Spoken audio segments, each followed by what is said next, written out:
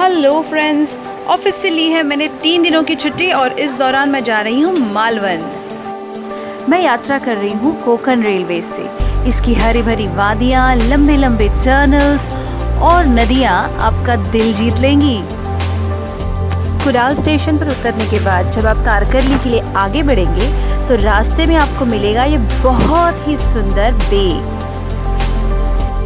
इस बे की खूबसूरती देखने के लिए आप यहाँ पे कुछ क्षण जरूर बिताएंगे। तारकर्ली की जगह हमने चुन लिया था चिवली बीच पर एक सी फेसिंग अकोमोडेशन। चिवली बीच एक क्लीन और लेस क्राउडेड जगह है जहाँ पे आप देर रात तक रुकने का मजा भी ले सकते हैं।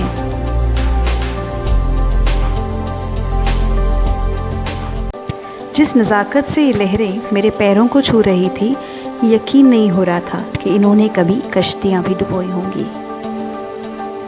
रात के भर पेट खाने ने पूरे दिन की थकान मिटा दी थी। दूसरे दिन सुबह हमने एक बाइक रेंट कर ली थी और हम चल पड़े थे दांडी बीच की ओर, जहाँ होता है फ्रेश फिश का ऑक्शन।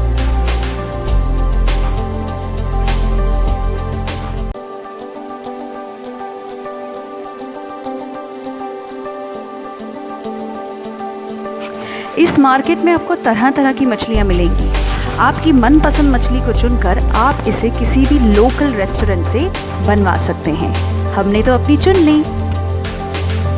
ब्रेकफास्ट के बाद दांडी बीच से हम निकल पड़े थे सिंधुदुर्ग की ओर, जहाँ होती है स्कूबा डाइविंग। स्कूबा डाइविंग पे हमने थोड़ा सा ज़्यादा बजट खर्च कर लिया था। स्कूबा डाइविंग का सेशन लगभग 1 घंटे चला। पानी के अंदर की खूबसूरती को देखकर समंदर मंथर की कहानी पर यकीन आ गया था। इतना कुछ समाये बैठा है ये समंदर अपने अंदर। कहीं पे सुना था, जिसको मिला है समंदर की गहराइयों में मिला है, लाजवाब मोती कभी किनारे पर नहीं होते। हर किसी को स्कूबा डाइविंग एक बार ज़रूर करनी चाहिए। ये once in a lifetime experience है। क्या आप जानते थे कि कोरल साल में एक बार 1 ही सेंटीमीटर बढ़ता है?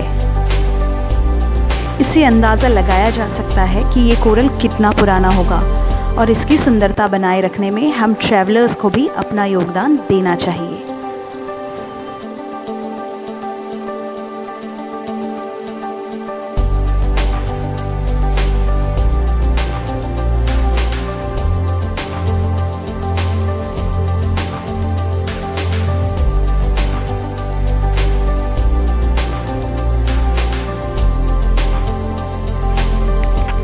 अगले दिन सुबह हम निकल पड़े थे हिस्टोरिकल टूर पर। हमें देखना था सिंधुदुर्ग। ये आज भी इतना बुलंद खड़े होके हिंदुस्तान के बहादुरी के किस्से बयां कर रहा है। सिंधुदुर्ग छत्रपति शिवाजी महाराज ने गोवा में चल रहे पोर्चुगल, डच और इंग्लिश अत्याचारों पर रोक लगाने के लिए बनवाया था। सिंधुदुर्ग 48 एकर्स में फैला हुआ है और यह है इसका मुख्य प्रवेश द्वार। प्रवेश द्वार की रखवाली कर रहे हैं स्वयं हनुमान जी।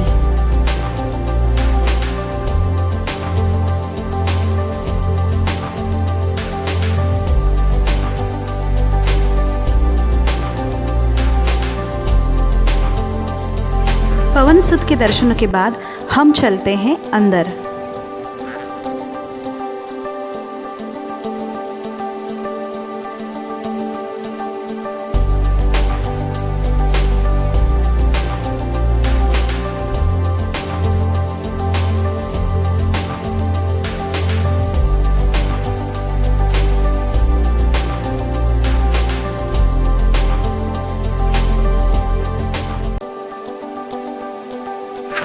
इस दुर्ग का निर्माण शुरू हुआ था 1664 में और इसे पूरे करने में लग गए थे करीबन 3 साल।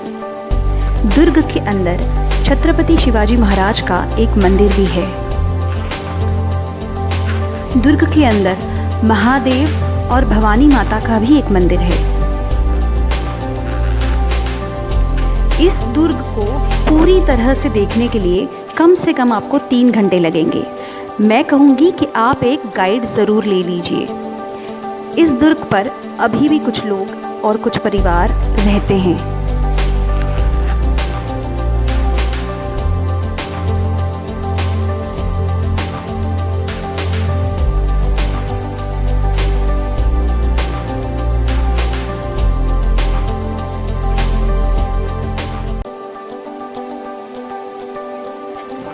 जिस शतक में समंदर पर सफ़र करना भी मुश्किल था, उस शतक में इस दुर्ग का निर्माण करना एक कुशल महाराज और एक असाधारण विचारधारा का व्यक्ति ही कर सकता है। इसीलिए आज Chhatrapati Shivaji Maharaj father of Indian navy कहलाते हैं।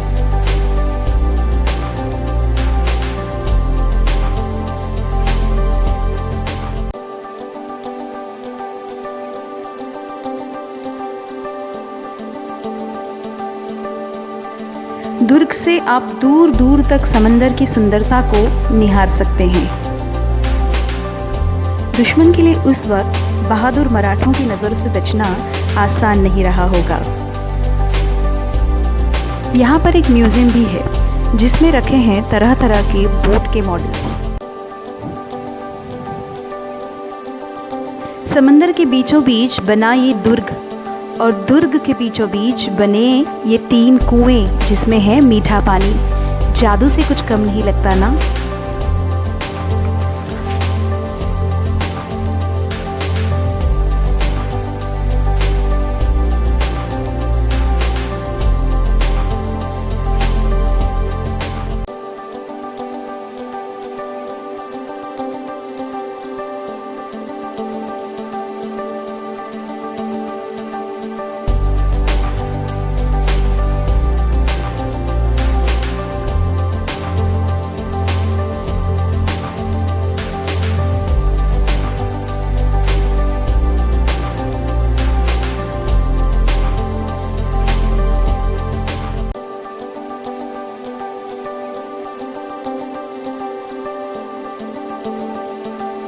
इस शानदार दुर्ग को अलविदा कहते हुए मैं लौट रही हूँ अपने रिजॉर्ट।